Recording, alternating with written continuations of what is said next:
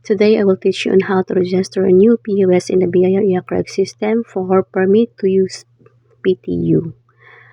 1. Prepare the required documents before registering in IACREG. Secure and prepare the following: BIR Form 2303, Notarized Sworn Statement, Notarized Secretary Certificate or SPA, Scan valid ID of the authorized representative and or SIC-cert or the SPA owner. Then access the BIR IACREG system, BIR IACREG portal, and click Enroll as user. Click Enroll User. Sa IACREG system po yan guys. IACREG portal ng BIR e-services. Okay? Fill out user enrollment information. So, enter the necessary details based on the BIR Form 2303 of the branch where the POS is being registered. Okay? Ito po yung overview. Fill out mo lang po yan. Okay?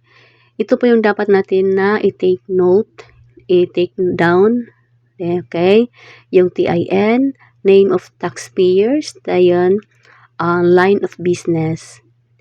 Ito po yung date of incorporation is based on the SEC registration or DTI. Okay? Para di tayo malilito. Then, save your login credentials.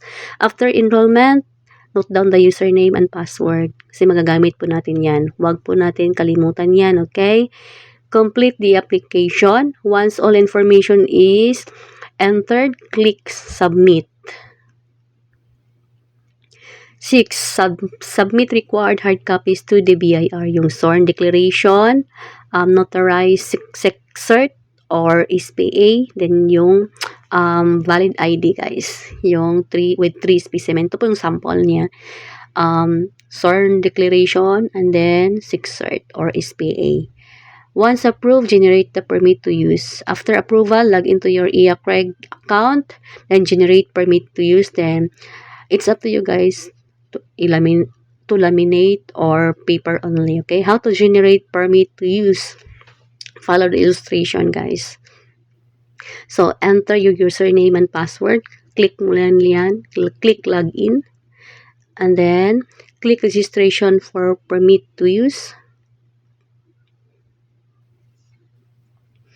To generate permit to use, so list of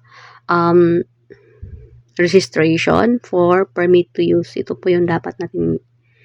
Ito po yun is for kung meron kayong other special na permit to use, okay? Yung machine na for like Jollibee, may kiosk or McDo, okay?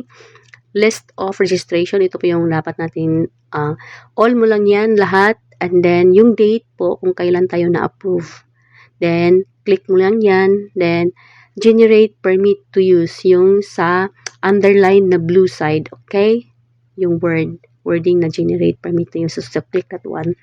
So, ito po yung sample po ng permit to use. Okay? Save it to PDF file.